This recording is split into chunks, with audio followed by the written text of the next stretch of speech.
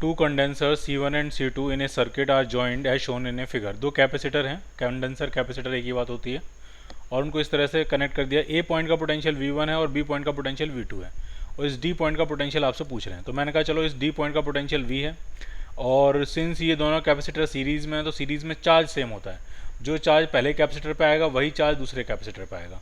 मान लिया पहले कैपेसिटर पे चार्ज Q है तो दूसरे वाले कैपेसिटर पे भी चार्ज क्या आएगा, Q। अगर ये प्लेट पॉजिटिव है तो ये वाली प्लेट नेगेटिव होगी, फिर ये प्लेट पॉजिटिव होगी तो फिर ये वाली प्लेट नेगेटिव हो जाएगी, ठीक। और चार्ज ऑन द कैपेसिटर का जो फॉर्मूला होता है Q is equal to CV होता है। V या डेल्टा V कहना ज़्यादा बेहतर होगा।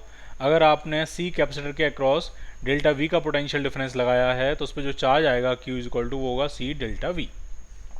तो पहले कैपेसिटर पे कितना चार्ज आ जाएगा, तो वो होगा आपका Q is equal to C1 और डेल्टा V होगा V1 माइनस V।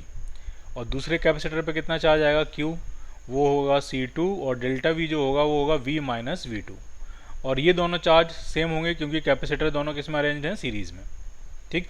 तो हम क्या करेंगे, इन दोनों को हम इक्वेट कर देते हैं। हम इन दोनों को क्या कर देते हैं, इक्वेट कर देते हैं।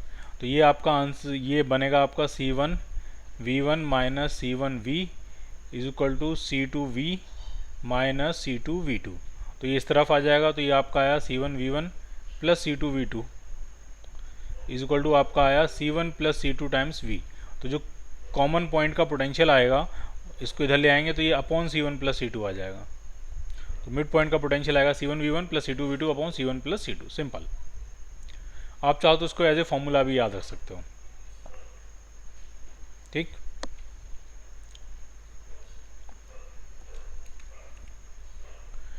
तीन कैपेसिटर हैं, 2, 3 और 6। इनको पहले सीरीज़ में कनेक्ट किया है और हमने फिर क्या किया है, 24 वोल्ट की बैटरी से कनेक्ट कर दिया है। पोटेंशियल डिफरेंस पूछ रहे हैं आखिरी वाले के अक्रॉस पोटेंशियल डिफरेंस कितना होगा। तो तरीका बहुत ही सिंपल है, ये है 2 माइक्रोफैरड, ये है 3 माइक्रोफैरड और ये है आपका 6 माइक्रोफैरड। 2, 3, 6। और कितने वोल्ट की आपने बैटरी लगाई है, तो 24 वोल्ट की बैटरी लगाई है। अब आखिरी वाले के अक्रॉस पोटेंशियल डिफरेंस पूछ रहे हैं कितना होगा। तो इंपॉर्टेंट बात इसमें यह है कि सीरीज़ में चार्ज सेम होता है, तो अगर चार्ज सेम होगा तो जो पोटेंशियल डिफरेंस का फॉर्मूला लगेगा, पोटेंशियल डिफरेंस तो Q बाई C होता है, Q बाई C। तो चार्ज सेम होने का मतलब पोटेंशियल जो है वो 1/C के प्रोपोर्शनल आएगा। तो अगर इसके अबाउट पोटेंशियल डिफरेंस कहूँ V1 है, इसके अबाउट V2 है, इसके अबाउट अगर V3 है, तो इनका जो रेशियो आएगा V1:2 V2:2 V3 का जो रेशियो आएगा वो आपका आएगा 1/2 (1/2 1/3 (1/6)। 6 से पूरे में मल्टीप्लाई कर देंगे तो ये आपका बनेगा 3:2:1। ये रेशियो है। टोटल पोटेंशियल है आपके पास 24 वोल्ट और हमें इस 3:2:1 रेशियो में डिवाइड कर देना। और मुझसे पूछा गया है कि आखिरी वाले कैपेसिटर के अक्रॉस पोटेंशियल बताना है, यानी मैं इंटरेस्टेड हूँ V3 निकालने में, यानी ये वाला हिस्सा निकालने में मुझे इंटरेस्ट है। तो कितना आएगा, तो ये आ जाएगा 1/1 + 2 + 3 मतलब 6 × 24। तो ये आपका आएगा 4 volt. So your answer is a part. अगर पूछा होता कि 3 माइक्रोफैरड के अक्रॉस कितना होगा तो फिर मैं ये निकालने में इंटरेस्टेड होता। तो ये कितना आ जाता, 2/6 × 24। So it is 8 volt.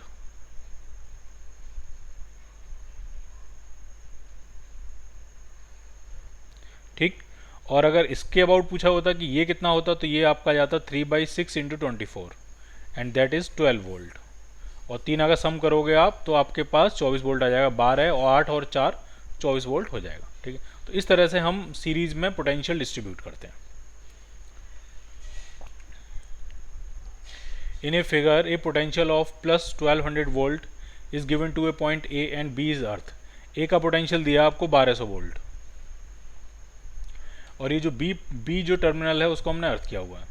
What is the potential at point P? Point P का पोटेंशियल कितना होगा ये आपसे पूछ रहे हैं। ठीक है, तो बहुत ही आसान है। ये 4 माइक्रोफैरड है, ये 2 माइक्रोफैरड है तो ये पैरेलल में हो जाएगा 6 microfarad.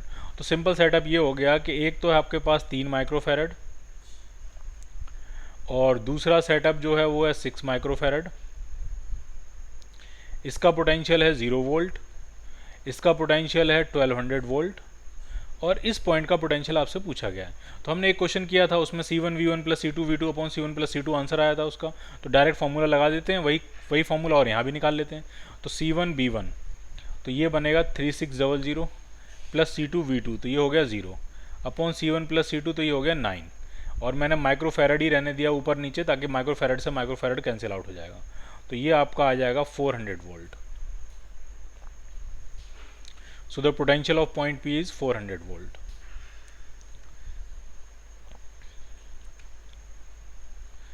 The charge on 4 microfarad capacitor in A given circuit, 4 microfarad capacitor पे कितना चार्ज आएगा ये पूछ रहे हैं।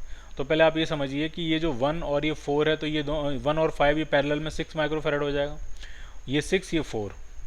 तो ऊपर वाली ब्रांच में एक है 4 माइक्रोफेरेड और दूसरा है 6 माइक्रोफेरेड। ठीक, दूसरी वाली ब्रांच जो है उसमें है 3 माइक्रोफेरेड और बैटरी लगी है 10 वोल्ट की।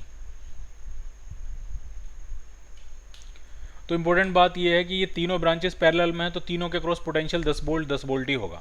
इसके अक्रॉस 10 वोल्ट है ही, इसके अक्रॉस भी 10 वोल्ट होगा और इन दोनों के अक्रॉस भी 10 वोल्ट होगा पोटेंशियल डिफरेंस। ठीक, तो हमें सिर्फ ऊपर वाली ब्रांच से लेना देना है क्योंकि हमें वही चार्ज पूछा। ये दोनों सीरीज में है तो दोनों में चार्ज सेम गया होगा और वो वही चार्ज होगा जो इस ब्रांच में घुसेगा।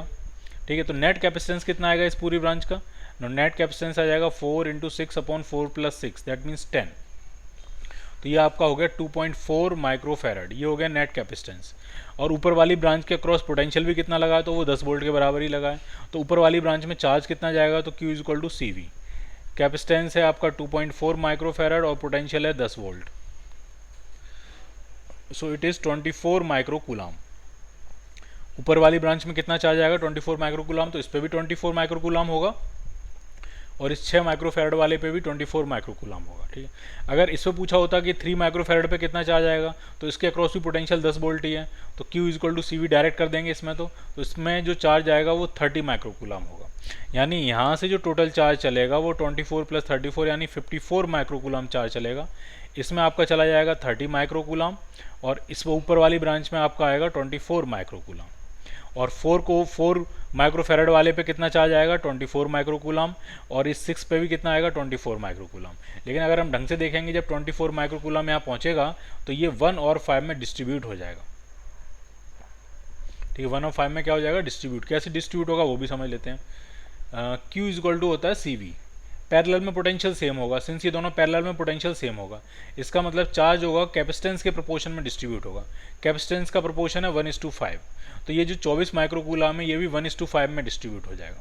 ठीक, तो पहले वाले को कितना मिलेगा तो पहले वाले को मिलेगा 1/6 × 24 यानी 4 माइक्रोकूलम और दूसरे वाले को कितना मिलेगा 5/6 × 24 यानी 20 माइक्रोकूलम। तो हमने क्या किया, हमने इसमें जितने भी कैपेसिटर हैं हर किसी पे कितना कितना चार्ज होगा वो सारा हमने फाइंड कर लिया। क्लियर, हमसे तो सिर्फ इसमें पूछा गया था तो आपका आंसर कितना है 24 माइक्रोकूलम।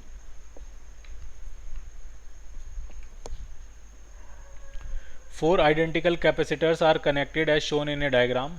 4 आइडेंटिकल कैपेसिटर हैं, चारों का कैपेसिटेंस C मानेंगे हम। C1 नाम दिया, चलो C1 मानेंगे। इस तरह से कनेक्टेड है। A battery of 6 volt is connected between A and B। A और B के अक्रॉस आपने 6 वोल्ट की बैटरी लगाई है इस तरह से। ठीक, अब ये पूछ रहे हैं कि then the charge store is found to be 1.6 microcoulomb. जो टोटल चार्ज स्टोर हुआ होगा वो 1.5 माइक्रोकूलम मिला। किसी एक कैपेसिटर में मिला कि टोटल मिला ऐसा कुछ क्लियर नहीं है इसमें। When a battery is connected to the between A and B then the charge stored मतलब टोटल चार्ज होगा। यानी यहाँ बैटरी से जो चार्ज गया होगा Q टोटल वो आपका 1.5 माइक्रोकूलम है। कितने वोल्ट की बैटरी लगाई 6 वोल्ट की बैटरी लगाई तो C1 की वैल्यू पूछी जा रही है। तो पहले हम नेट कैपेसिटेंस निकालेंगे कि इसमें नेट कैपेसिटेंस कितना आएगा। ठीक है, तो जरा समझिए क्या सेटअप है इसमें ये वाले पॉइंट और इस वाले पॉइंट के बीच में कुछ भी नहीं कनेक्टेड है तो इनको मैं डायरेक्टली यहाँ कनेक्ट कर सकता हूँ। ठीक है, तो ये है मेरी बीच वाली ब्रांच और मैं यहाँ से C1 को मैंने डायरेक्टली वहाँ ले जाके कनेक्ट कर दिया। ठीक, और यहाँ से कौन सा टर्मिनल कनेक्ट है आपका A। ये समझ में आया आपको क्या किया मैंने। ये पॉइंट और ये पॉइंट जो है इनके बीच में कुछ भी नहीं कनेक्टेड तो ये सेम पोटेंशियल पे होंगे तो ये वायर हटा दिया, ये यूजलेस वायर है और ये वाला टर्मिनल सीधे उठा के इस वाले टर्मिनल से हमने कनेक्ट कर दिया। इसी तरह से इस पॉइंट के बारे में सोचना पड़ेगा आपको। ये वाला जो पॉइंट है और ये वाला पॉइंट जो है ये दोनों जो पॉइंट हैं इनके बीच में भी कुछ भी नहीं कनेक्टेड है तो ये भी सेम पोटेंशियल पे होंगे तो B पॉइंट को डायरेक्टली मैं यहाँ कनेक्ट कर दे रहा हूँ। ठीक है, तो ये कुछ इस तरह से दिखेगा। और ये हो गया B। यानी ये आपका सेटअप है। ये C1 और C1 C1/2 हो गया, C1/2 और C1 और C1 ये तीनों पैरेलल में आ गए। तो नेट जो आपका आया वो 2.5 C1 आ गया। ये नेट कैपेसिटेंस हो गया, ठीक है। और चार्ज का जो फॉर्मूला लगेगा Q is equal to CV total के लिए अगर हम लगाएं नेट के लिए। तो नेट चार्ज है आपके पास 1.5 माइक्रो कूलम, सी नेट आपका आ रहा है 2.5 C1 और बैटरी आपके पास 6 वोल्ट की। तो ये पॉइंट से पॉइंट कैंसिल आउट हो गया। तो C1 जो आपका आएगा वो आ जाएगा 15 upon 25 into 6 micro farad. Cancel करें 5 से 3 टाइम्स, 5 टाइम्स, 5 से कैंसिल किया 2 टाइम्स, तो ये आपका आ गया 0.1 माइक्रो फेरड। एक कैपेसिटर का कैपेसिटेंस इतना होगा, डी पार्ट, ठीक।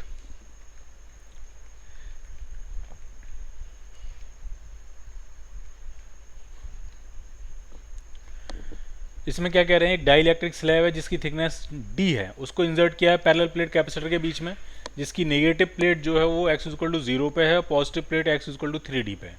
यानी उनके बीच का सेपरेशन 3D हुआ। कुछ इस तरह की सिचुएशन है,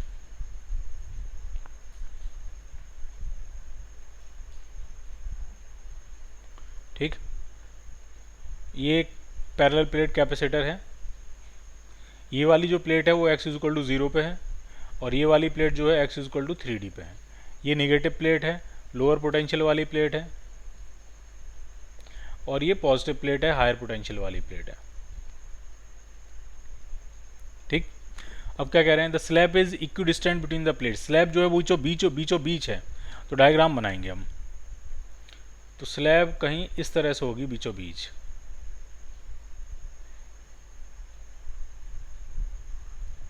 यानी ये वाली सरफेस होगी x is equal to D और ये वाली सरफेस होगी x is equal to 2D। ऐसी ये स्लैब है।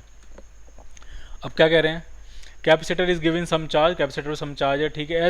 As one goes from 0 to 3D, मतलब x 0 से लेकर 3D तक अगर हम जा रहे हैं तो इलेक्ट्रिक फील्ड के बारे में पूछ रहे हैं, ठीक है। डाई इलेक्ट्रिक का कॉन्स्टेंट मैं K मान लेता हूँ। तो ऐसा होगा, इलेक्ट्रिक फील्ड इस तरह से होगा, ठीक, इस तरह से इलेक्ट्रिक फील्ड होगा। लेकिन अगर यहाँ इलेक्ट्रिक फील्ड E0 है तो यहाँ पे भी इलेक्ट्रिक फील्ड E0 होगा, और डाइलेक्ट्रिक के अंदर इलेक्ट्रिक फील्ड कम हो जाता है और वो होगा E0/K,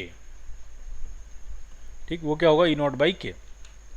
तो जैसे ही मैं 0 से लेकर 3D तक जाऊंगा, magnitude of electric field remains the same, गलत है, पहला तो आंसर नहीं बनेगा। मैग्नीट्यूड इलेक्ट्रिक फील्ड का हर जगह सेम है, बिल्कुल नहीं है।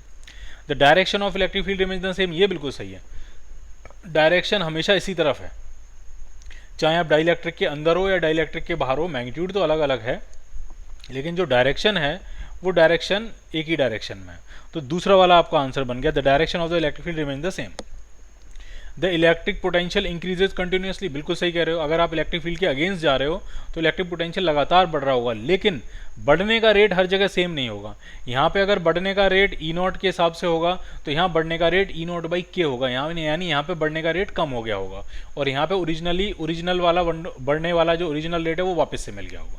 यानी इस रीजन में और इस रीजन में बढ़ने का रेट ज़्यादा होगा और इस रीजन में बढ़ने का रेट उतना ज़्यादा नहीं होगा, लेकिन बढ़ लगातार ही रहा होगा। The electric potential increases continuously, ये भी बिल्कुल ठीक कह रहे हैं, लगातार इंक्रीज कर रहा है। The electric potential increases at first then decreases then, अगर इंक्रीजेज, ये गलत है, ठीक है। तो लगातार इंक्रीज करेगा, और कैसे इंक्रीज करेगा अगर मैं डायग्राम बना के दिखाऊं तो ऐसे इंक्रीज करेगा। अगर यहाँ पे ऐसे इंक्रीज कर रहा है तो यहाँ पे थोड़ा सा स्लो इंक्रीज करेगा, और यहाँ पे फिर से उसी स्लोप में इंक्रीज करेगा, ठीक है। पोटेंशियल की जो स्लोप होती है -dV/dr, यही इलेक्ट्रिक फील्ड होता है, ठीक। तो यहाँ इलेक्ट्रिक फील्ड थोड़ा कम हो गया तो बढ़ने की स्लोप, बढ़ने का जो रेट है वो थोड़ा कम हो जाएगा। बढ़ इलेक्ट्रिक फील्ड इसलिए रहा है क्योंकि हम इलेक्ट्रिक फील्ड के अगेंस्ट जा रहे हैं, सॉरी, पोटेंशियल इसलिए बढ़ रहा है क्योंकि हम इलेक्ट्रिक फील्ड के कहाँ जा रहे हैं, अगेंस्ट जा रहे हैं। तो इसमें दो आंसर सही हैं। Direction of electric field remains the same, ये भी आंसर सही है। The electric potential increases continuously, ये भी आंसर सही है।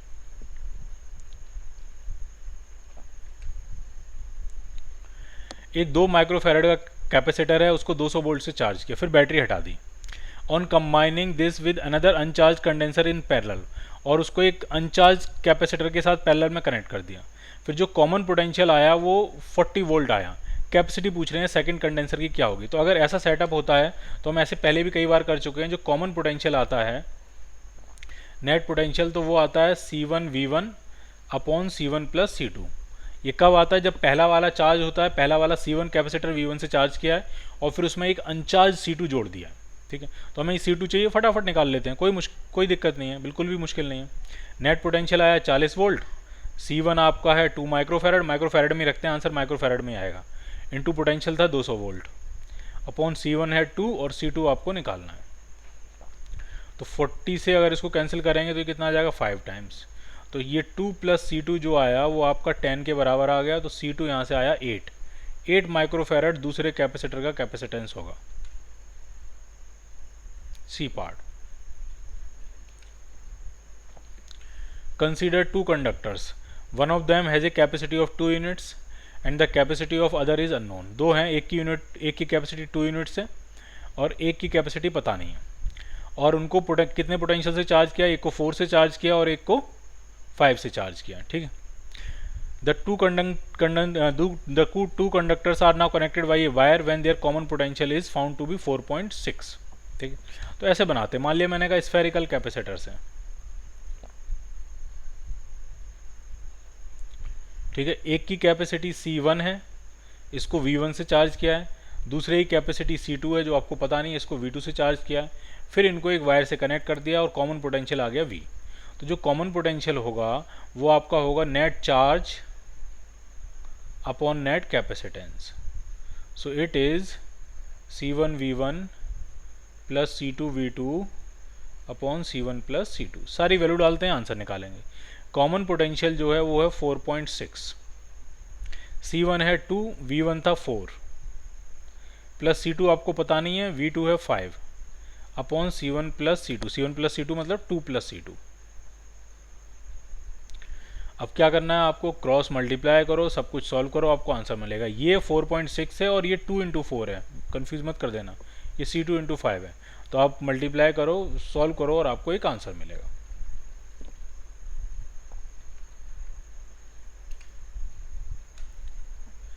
To microfarad and 4 microfarad are connected in parallel. 2 और 4 को पैरेलल में कनेक्ट किया गया है, और तीसरा जो कैपेसिटर है 6 माइक्रोफेरेड का, उसको इस तरह से सीरीज में कनेक्ट किया है।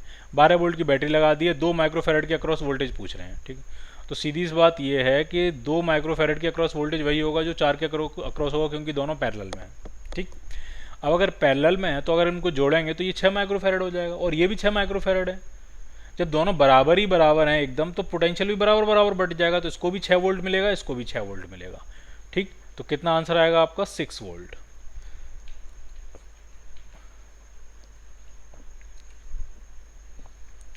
ये क्वेश्चन हम कर चुके हैं अभी, और कितना आंसर आया था? कुछ आंसर आ गया था। ये 1200 वोल्ट था, ये इसको अर्थिंग का की हुई थी हमने, और ये 6 माइक्रोफेरेड बन जाएगा, ये 3 माइक्रोफेरेड बन जाएगा।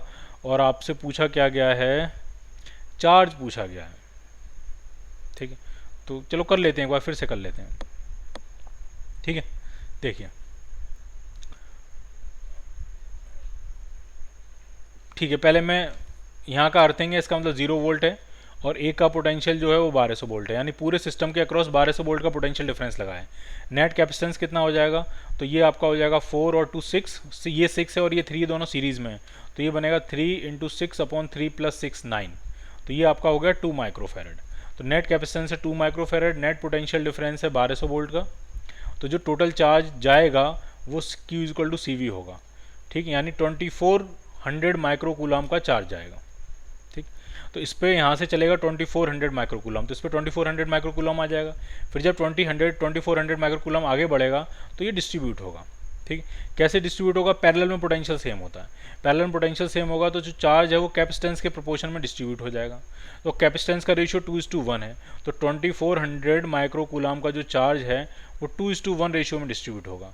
तो ऊपर वाले को जो मिलेगा वो मिलेगा 2/3 इंटू 2400, एंड दैट इज 1600, और नीचे वाले को मिलेगा 1/3 into 2400 and that is 800 microcoulomb. तो ऊपर वाले को के पास आएगा 1600 माइक्रोकूलम, नीचे वाले के पास आएगा 800 microcoulomb. So your answer is B part.